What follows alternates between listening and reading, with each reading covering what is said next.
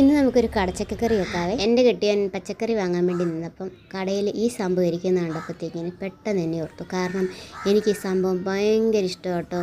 Chicken കറി വേണോ കടച്ചക്കറി വേണോ എന്ന് ചോദിച്ചാൽ ആദ്യം ഞാൻ ചിക്കൻ കറിയേ പറയത്തുള്ളൂ. എന്നാലും ഒന്ന് ആലോചിക്കും, ഒന്ന് കൺഫ്യൂഷനാകും.